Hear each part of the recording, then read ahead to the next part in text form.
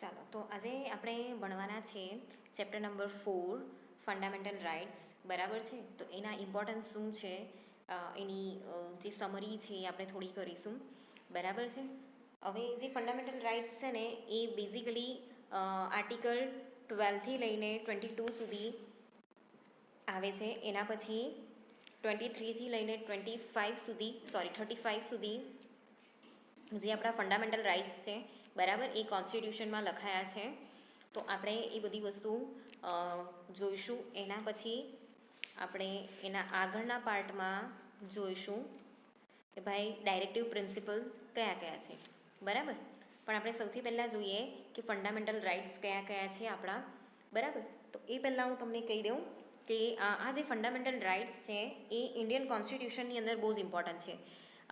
Even દુનિયાનું કોઈ પણ કોન્સ્ટિટ્યુશન હોય ને તો એની અંદરનું જે ઇમ્પોર્ટન્ટ અને સુપ્રીમ ફીચર હોય ને તો એ છે ફંડામેન્ટલ રાઇટ્સ બધી જ જગ્યા પર બરાબર. હવે આ જે લીગલ ફિલ્ડ છે બરાબર છે એને મેગ્ના કાર્ટા એવું નામ આપવામાં આવેલું છે બરાબર છે. કે મેગ્ના કાર્ટા છે ને એક લેટિન ટર્મ છે બરાબર છે, જેનો મિનિંગ થાય છે કે કાર્ટર ઓફ રાઇટ્સ બરાબર છે. હવે કાર્ટર ઓફ રાઇટ્સ જે છે એ કોના દ્વારા સૌથી પહેલાં આપવામાં આવેલું તે જો ઇંગ્લેન્ડના જે કિંગ જોન હતા બરાબર છે એ આ વસ્તુથી સૌથી પહેલાં અગ્રી થયેલા બરાબર. એમણે સૌથી પહેલાં સાઇન કરેલી ને પૂરેપૂરા એવા અગ્રી હતા કે જે હ્યુમિનિટીના જેટલા પણ રાઇટ્સ છે બધાને જ મળવા જોઈએ, બધાને એક સરખા મળવા જોઈએ બરાબર છે. હવે તમને એક વસ્તુ સમજાવી દઉં કે જે કાર્ટર ઓફ રાઇટ્સ છે બરાબર, મેગ્ના કાર્ટા જે એક લેટિન વર્ડ છે બરાબર, જેને આપણે ઇંગ્લિશમાં કહીશું કાર્ટર્સ ઓફ રાઇટ્સ. પછી કાર્ટર્સ ઓફ રાઇટ્સ છે એનું મિનિંગ શું થાય તો are written grant by the sovereign or legislative power of a country by which a body such as a city, company, university, country બરાબર છે. બધી જ વસ્તુ એક રિટન ફોર્મમાં એક જે આર્ટિકલ લખાયેલો છે કે કોઈ રૂલ લખાયેલો છે બરાબર છે, જે લેજિસ્લેટિવ પાવરથી કે જે સાર્વભૌમત્યના પાવરથી બધી જ ત્યાં રહેતી જેટલી પણ વસ્તી છે બરાબર કે જે લોકો છે એના દ્વારા જે નક્કી કરવામાં આવે છે બરાબર છે, કે કોઈ રૂલ નક્કી કરવામાં આવે છે કોઈના માટે બરાબર છે, લોકો માટે, અને લોકો દ્વારા જે નક્કી કરવામાં આવે છે ભલે એ સિટી લેવલનું હોય, કન્ટ્રી લેવલનું હોય, કંપનીનું હોય, કોઈ યુનિવર્સિટીનું હોય, પણ એને કહેવામાં આવે છે કાર્ટર ઓફ રાઇટ્સ બરાબર છે. હવે આપણા જે ફંડામેન્ટલ રાઇટ્સ છે ને એ બેઝિકલી ક્યાંથી ઇન્સ્પાયર થઈને આવ્યા છે તો યુએસએથી બરાબર છે. તો એ લોકોના જે બિલ ઓફ રાઇટ્સ છે એને આપણે અહીંયા ફોલો કરીએ છીએ બરાબર છે, જેની અંદર કઈ કઈ વસ્તુ કન્ટેન થાય છે તો એમાં જે બેઝિક રાઇટ્સ છે, બેઝિક રાઇટ્સ ફોર પીપલ બરાબર છે, અહીંયાના જેટલા પણ લોકો છે બેઝિકલી જે ઇન્ડિયન્સ છે એ બરાબર છે, એ લોકો ના માટેના જેટલા પણ બેઝિક રાઇટ્સ છે એ. બીજી વસ્તુ અહીંયા જે ડેમોક્રેટિક સ્ટેટ છે એને જાળવી રાખવા માટેના એના હેલ્ધીનેસ માટે પણ આ વસ્તુ જરૂરી છે બરાબર છે. તો હવે અહીંયા જેટલા પણ લોસ છે કે લીગલ આઈડિયોલોજીસ છે બરાબર છે એને અહીંયા વધારે કન્સિડર કરવામાં આવે છે. જ્યારે પણ રાઇટ જે લો બનાવવામાં આવે છે ત્યારે જે ફંડામેન્ટલ રાઇટ્સ છે એને વધારે કન્સિડર કરવામાં આવે છે બરાબર છે. એના પછી જેટલા પણ ફંડામેન્ટલ રાઇટ્સ છે એ ફંડામેન્ટલ રાઇટ્સ બધા લોકોને મળે બરાબર છે, અને એ બધા જ રાઇટ્સ ની અંદર બધા જ લોકોનો સમાવેશ કરવામાં આવે એની પણ કેટલીક જોગવાઈઓ કરવામાં અહીંયા આવેલી છે બરાબર છે. હવે આ જે ઇન્ડિયન કોન્સ્ટિટ્યુશન છે એની અંદર સૌથી વધારે જે હ્યુમન વેલ્યુઝ છે બરાબર છે એ જળવાઈ રહે એના માટેના ફંડામેન્ટલ રાઇટ્સ અહીંયા સૌથી વધારે છે, કેમ કે અહીંયા જે કાસ્ટિઝમ છે એ બધી વસ્તુમાં બિલીવ કરવામાં આવે છે બરાબર. આ વ્યક્તિ ઊંચી છે, આ વ્યક્તિ નીચી છે, એ બધી વસ્તુ જે છે એ છેલ્લા કેટલાક સમયથી ચાલતી આવેલી છે. તો એને નાબૂદ કરવા માટે આ વસ્તુ લાવવી બહુ જરૂરી છે બરાબર છે.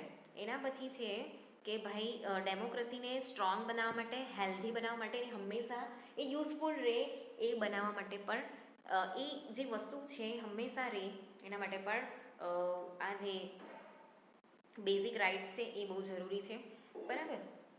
તો ચાલો આપણે હવે જોઈએ કે એના જે રાઇટ્સ જે છે બરાબર, એ કેવી રીતે ચાલુ થાય છે. જે આર્ટિકલ 12 છે ત્યાંથી આપણે ચાલુ કરીએ, બરાબર છે. તો આર્ટિકલ 12 જે છે એનો મિનિંગ છે ધ સ્ટેટ, બરાબર છે. ધ સ્ટેટનો મિનિંગ તમને બધાને બહુ સારી રીતે ખબર હશે કે જે રાજ્ય છે એ રાજ્યનો જે પણ વ્યવહાર હશે એ આવશે અહીંયા ધ સ્ટેટની અંદર. The term state specify the authority and all the instrumentalities which are functioning within or outside the territory of the India, and those institutions will be considered to be the state.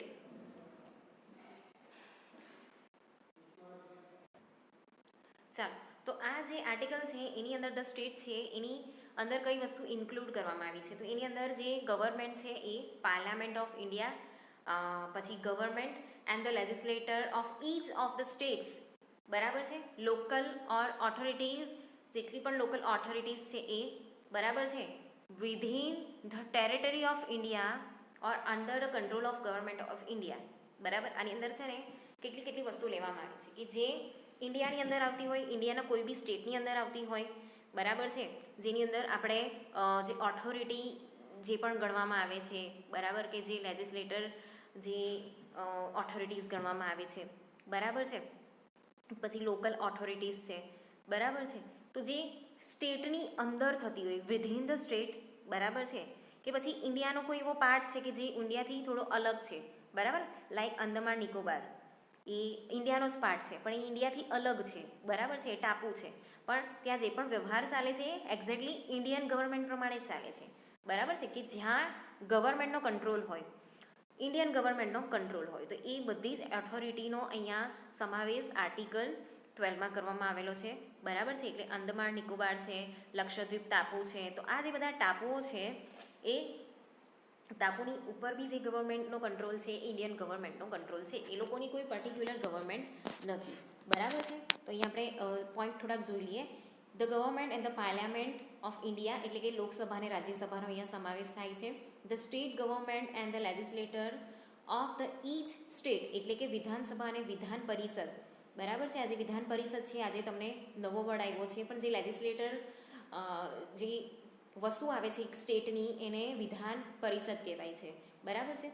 All local authorities, સિટીની અંદર municipality હોય, બરાબર છે, મહાનગરપાલિકા જેને આપણે કહીએ છીએ એ, ડિસ્ટ્રિક્ટ બોર્ડ હોય, પંચાયત હોય, ગામ હોય તો પંચાયત હોય, બરાબર છે, ડિસ્ટ્રિક્ટ રિલેટેડ હોય તો ડિસ્ટ્રિક્ટ બોર્ડ હોય, સુરત ડિસ્ટ્રિક્ટ બોર્ડ, બરાબર છે, જેની અંદર લેજિસ્લેટરી કામ ચાલે છે. ઇમ્પ્રુવમેન્ટ ટ્રસ્ટ હોય, બરાબર છે. પછી પોર્ટ હોય તો પોર્ટને રિલેટેડ કોઈ ટ્રસ્ટ હોય, બરાબર, સુરતમાં પોર્ટ છે તો એ પોર્ટને રિલેટેડ એક ટ્રસ્ટ હશે. માઇનિંગ સેટલમેન્ટ બોર્ડ હોય, માની લો કે સિટીની અંદર માઇનિંગ ચાલતું હોય તો માઇનિંગ સેટલમેન્ટ બોર્ડ બી હશે. તો આ બધા અલગ અલગ લેવલના જે બધા બોર્ડ છે એને લોકલ ઓથોરિટીઝની અંદર કન્સિડર કરવામાં આવશે, બરાબર છે. Other authorities within the territory of India or under the control of government of India. હવે બીજી બધી એવી બહુ બધી ઓથોરિટીઝ છે કે જે ઇન્ડિયન ટેરેટરીની અંદર જ આવતી હોય, બરાબર, જેના પર ટોટલી કોનો કંટ્રોલ હોય, ઇન્ડિયન ગવર્મેન્ટનો, બરાબર. ઉપરના જે 3 છે ને ધ સ્ટેટની અંદર ટોટલી ગણવામાં આવે છે, જે અધર ઓથોરિટીઝ છે ને એને બહુ કન્સિડર કરવામાં આવતી નથી, બરાબર. તો આ છે આર્ટિકલ 12. હવે આર્ટિકલ 12ની અંદર બીજી આવે છે other authorities. Apart from the central, state and local authorities, the authority or institution which exercise governmental or sovereign power or functions can be counted under other authorities. Way જે authority like કોઈ institution છે, બરાબર, કોઈ board છે, બરાબર છે, જે કોઈ સોવેરિયન પાવરથી ચાલતી હોય, બરાબર છે, કે એની અંદર કોઈ ફંક્શન્સ થતું હોય, એને અધર ઓથોરિટીઝમાં ગણવામાં આવે છે, પણ એ આવે છે ટોટલ ગવર્મેન્ટલની અંદર, બરાબર છે. હવે આપણે નેક્સ્ટ લો જોઈએ. Laws in derogation with fundamental rights will be void, બરાબર. હવે અહીંયા કેવું છે કે જે સ્ટેટ છે, બરાબર છે, એ સ્ટેટ કોઈ પણ લો બનાવી નહીં શકે, બરાબર છે. જે બેઝિક લો છે ને એ બનાવી નહીં શકે, પણ જે ઉપરથી લાવવામાં આવેલા છે ને એ લોને એણે ફોલો કરવાનો છે, બરાબર. ચાલો, તો અહીંયા એનો મિનિંગ થાય છે કે જે ફંડામેન્ટલ રાઇટ્સ છે બરાબર છે એને કોઈ પણ રદબાતલ નહીં કરી શકે બરાબર છે. કોઈ એવી ઓથોરિટી છે એ લોકોને છીનવી નહીં શકે બરાબર છે, કે એ લોકોનું અપમાન કરી શકે નહીં. તો આર્ટિકલ 13 જે છે એની અંદર article 13 expressly set the principle of the supremacy of fundamental rights over any other law in the case of inconsistency between the two. This can easily interpret the intention of the constitution makers to confine the application of fundamental rights to what is stated in this article. બરાબર. હવે અહીંયા છે ને જે પણ fundamental rights બનાવેલા છે ને એ ફંડામેન્ટલ રાઇટ્સ અહીંયા કેવા છે, એકદમ સુપ્રીમ છે બરાબર છે, એ મેઇન ઇમ્પોર્ટન્ટ છે. હવે અહીંયા જેટલા પણ બીજા અધર લોસ છે એ આપણે લાવી શકીએ નહીં બરાબર છે. એની સાથે ઇનકન્સિસ્ટન્સી એટલે કે એની સાથે અસંગતતા આપણે રાખી શકીએ નહીં. એટલે જ્યારે પણ જે કોન્સ્ટિટ્યુશન મેકર હોય બરાબર, જે કોન્સ્ટિટ્યુશન બનાવે છે એ જે કમિટી હોય બરાબર છે, એનો ઇન્ટેન્શન હંમેશા કેવો હોવો જોઈએ, પ્યોર હોવો જોઈએ બરાબર છે. અને બીજી વસ્તુ કે મર્યાદિત હોવો જોઈએ, એ મર્યાદામાં રહીને બધી વસ્તુ બનાવે બરાબર છે. પછી એ બહુ લાંબુ જોઈએ કે હા ભાઈ આ કાસ્ટને આ નડે છે, આ કાસ્ટમાં ના લીધે આપણે આ લો બનાવવો જોઈએ, એવી બધું નહીં. બધા માટે જે સારું હોય એવું અહીંયા આપણે બનાવવાનું છે બરાબર. એટલે જે ફંડામેન્ટલ રાઇટ છે એ સ્ટેટમાં કયા સ્ટેટમાં કઈ રીતે જરૂરી છે એ પ્રમાણે બનાવવામાં આવે છે બરાબર. હવે અહીંયા એક એક્ઝામ્પલ આપેલું છે કે pre constitution law shall be invalid only to the extent they fall within the category of law in force as uncodified personal law do not fall within the category. It could be urged that they were not intended to become invalid in the ground of the inconsistency within the fundamental rights. અહીંયા કેવું છે કે pre constitutional એટલે શું, કે જ્યારે પણ કોઈ નવો લો બનાવવામાં આવે ને તો એને છે ને 2-3 મહિના માટે કે 6 મહિના માટે છે ને એને મતલબ ફોલો કરવામાં આવે. જો એ બધાને ફાવી જાય કે બધા એને ફોલો કરતા હોય કે કોઈ પ્રોબ્લેમ નહીં આવે બરાબર છે, તો એ જે કોન્સ્ટિટ્યુશનલ રાઇટ છે બરાબર, કે જે એ લો બનાવવામાં આવેલ છે, કે જે આર્ટિકલ છે એને ફાઇનલાઇઝ કરવામાં આવે છે. એટલે એ પહેલાં પણ એનું શું થાય છે કે પ્રી કોન્સ્ટિટ્યુશનલ થાય છે, એટલે કે એને 6 મહિના માટે કે 2 મહિના માટે ફોલો કરવાનું કહેવામાં આવે છે કે આ રાઇટ્સ આવ્યો છે બરાબર. પછી જો એનો વિરોધ થતો હોય દેશની અંદર, ડેમોક્રેટિક કન્ટ્રીની અંદર, તો પછી એને કાઢી નાખવામાં પણ આવે છે બરાબર છે. તો આ રીતે જે આર્ટિકલ 13 છે બરાબર છે, એમાં પ્રી કોન્સ્ટિટ્યુશનલનો પણ એક નિયમ આવેલો છે બરાબર છે. એની અંદર જો તમે કોઈ પર્સન છે બરાબર, કે કોઈ પર્સનલ લો છે બરાબર છે, એને અનધિકૃત રીતે એને વાપરી શકો નહીં બરાબર છે. એને જે લોફુલ રીતે એને યુઝ કરવાનો હોય ને એ રીતે જ આપણે વાપરી શકીએ બરાબર છે. It could be urged that they were not be intended to become invalid in the ground of any inconsistency within the fundamental rights. એટલે કે જે ફંડામેન્ટલ રાઇટ્સ છે બરાબર છે, એમાં તમારે કોઈ એવું ચેન્જીસ નથી લાવવાનું બરાબર છે, કે કોઈને એવું કહેવાનું નથી કે આ ફોલો નથી કરવાનું બરાબર છે. એની સાથે અસંગતતા છે એ બિલકુલ પણ લાવવાનું નથી. હવે આ જે આર્ટિકલ 13 છે, આર્ટિકલ 13ની અંદર કઈ કઈ વસ્તુ આવે છે, તો નો રેટ્રોસ્પેક્ટિવ ઇફેક્ટ બરાબર છે. એટલે રેટ્રોસ્પેક્ટિવ એટલે પૂર્વલક્ષી, પહેલેથી બનાવેલી હોય એવી બરાબર છે. The provisions of the constitution pertaining to fundamental rights have no retrospective effect. તો હવે જે પણ જોગવાઈઓ કરવામાં આવેલી છે ને, તો એ જોગવાઈઓની અંદર કોન્સ્ટિટ્યુશનલ જોગવાઈઓ જે છે બરાબર છે, એની અંદર પર્ટેનિંગ એટલે કે એને લગતી, તો એ ફંડામેન્ટલ જે રાઇટ્સ છે એની અંદર જે કોન્સ્ટિટ્યુશનની અંદર જોગવાઈઓ કરવામાં આવેલી છે બરાબર છે,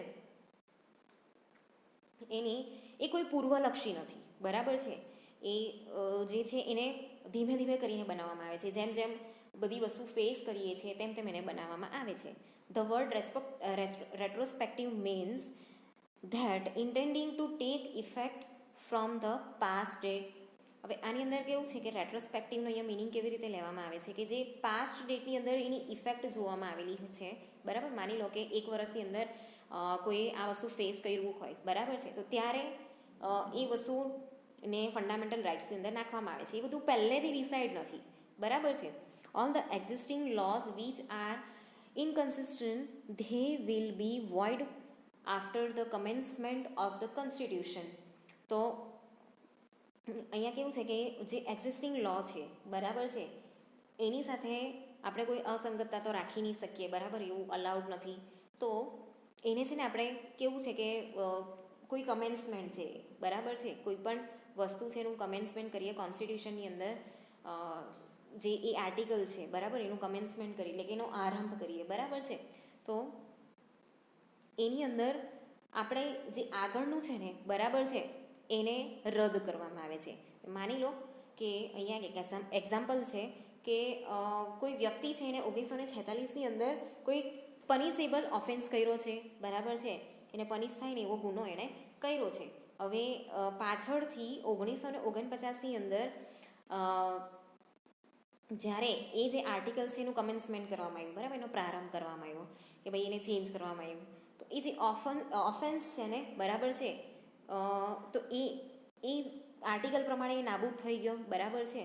તો અહીંયા છે ને કેવું છે કે જે ફંડામેન્ટલ રાઇટ્સ છે ને, બરાબર છે, એની સાથે આપણે અહીંયા અસંગતતા લાવી શકીએ કે ભાઈ અત્યારે એ રાઇટ્સમાં નથી, બરાબર છે, અત્યારે એ લોમાં નથી, તો અમને સજા શું કામ થાય, બરાબર છે. પણ એ વ્યક્તિ છે ને એણે 1946ની અંદર એ વસ્તુ અલાઉડ નહીં હતી, તો પણ એણે શું કર્યું, એની જે વસ્તુ છે એ ઓફેન્સ કર્યો, મતલબ કે એ ગુનેગાર ગણાય છે, બરાબર છે. એટલે 1946ની અંદર એ ભલે એ ગુનેગાર છે અને 1950ના નિયમ પ્રમાણે એ ગુનેગાર નથી, પણ અહીંયા એ વસ્તુ જ નાબૂદ થઈ ગઈ છે, બરાબર, એને ટોટલી એબોલિશ કરવામાં આવી છે. તો એની સાથે આપણે અસંગતતા લાવી શકીએ, પણ એણે ગુનો ક્યારે કરેલો, જ્યારે 1946ની અંદર એ નિયમ હતો ને ત્યારે, બરાબર છે, એટલા માટે એ ગુનેગાર ગણાય.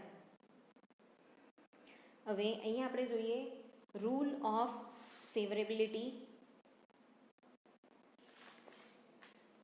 સેવરેબિલિટી એટલે સમાંતરતા, બરાબર. તો article 13 does not make entire act or statute to be void or inoperative, rather it makes inoperative such provisions which are inconsistent with the fundamental rights, બરાબર. હવે અહીંયા છે ને કોઈ પણ લો હોય ને, બરાબર છે, એને ઇનઓપરેટિવ આપણે બનાવી શકીએ નહીં, બરાબર છે, કે નિષ્ક્રિય નહીં થઈ શકે, એ બધી જગ્યાએ એક સરખું જ હોય, બરાબર ને, એ ઓલવેઝ ચાલતું જ હોય. તો અહીંયા છે 8th section of XYZ act were held ultra vires. Ultra vires એટલે acting or done beyond one's legal power or authority. જે લીગલ ઓથોરિટી કે પાવર છે આપણી પાસે, બરાબર છે, કોઈની બી પાસે, એનાથી આપણે જો વધારે પડતું ઉપર જઈએ તેને કહેવાશે અલ્ટ્રા વાયર્સ, બરાબર છે. તો જે બેઝિક વસ્તુ છે, જે બેઝિક લો છે, એનાથી આપણે ઉપર જઈએ, બરાબર છે, એનું ઉલ્લંઘન કરીએ, બરાબર, ઇન્ફ્રિન્જ કરીએ એને ફંડામેન્ટલ રાઇટ્સનું, બરાબર છે, તો એ વેલિડ ગણાશે નહીં, બરાબર છે. તો 8th section of XYZ Act were held ultra vires on the ground that they infringe the fundamental rights of the citizen. However, the Act minus those 8 provisions was allowed by the court to stand, બરાબર છે. હવે જ્યારે તમારે એ લો પાડવાની હોય ને તમે એનું ઉલ્લંઘન કરો છો એઝ અ સિટીઝન, બરાબર છે, તો એ વેલિડ નહીં ગણાશે. પણ અહીંયા કેવો નિયમ છે કે તમે એની સામે લડવા માટે કોર્ટમાં ઊભા રહી શકો છો, બરાબર. એના પછી છે ડોક્ટ્રાઇન ઓફ ઇક્લિપ્સ. ડોક્ટ્રાઇન ઓફ ઇક્લિપ્સ એટલે જે પણ પ્રિન્સિપલ્સ છે, બરાબર છે, એનો જે ફંડામેન્ટલ રાઇટ્સનો જે કોન્સેપ્ટ છે, બરાબર છે, એના પર્સપેક્ટિવમાં એની દ્રષ્ટિએ આપણે જોઈએ તો કે જે પણ લો બનાવવામાં આવેલો છે, બરાબર, લેજિસ્લેટર દ્વારા, તો એમાં એના જે 3 પાર્ટ છે, બરાબર છે, એ પાર્ટની અંદર એ જેટલા પણ લો છે એ જો એ લોકોને યોગ્ય નહીં લાગે તો ઇનવેલિડ અને ઇનઓપરેટિવ પણ એને જાહેર કરી શકે છે, બરાબર છે. તો જે એક્ઝિસ્ટિંગ લો છે, બરાબર છે, which is inconsistent with the fundamental right to become inoperative at the time of the commencement of the constitution is not dead altogether.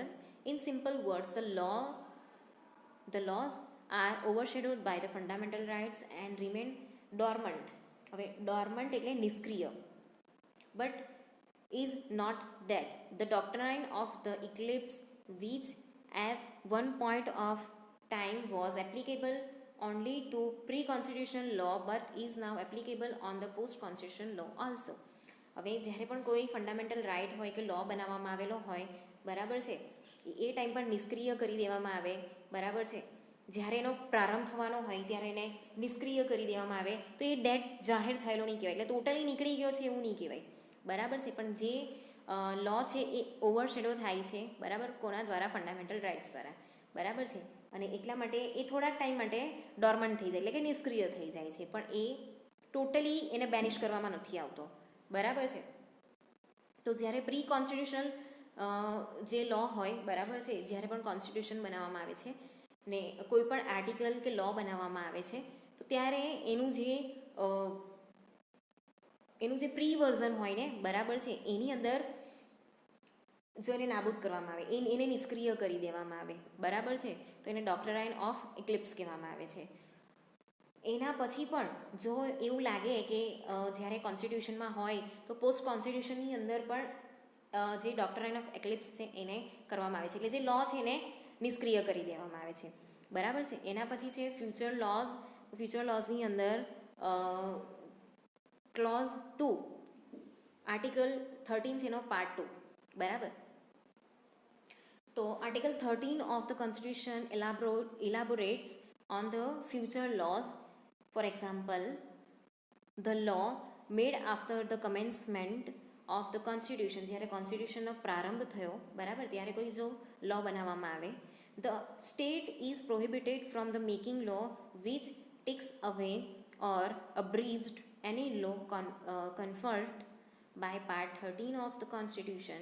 A law made in the contravention of the clause 2 shall to the extent of the contravention will be void. This concept of void has eventually come to be considered as relatively void or partial invalid. હવે છે ને કોઈ પણ state જે છે, કોન્સ્ટિટ્યુશનનો આરંભ તો થઈ ગયો છે, બરાબર, તો કોઈ પણ સ્ટેટ જે છે એ પોતાના લો છે એ બનાવી નહીં શકે, બરાબર છે. તો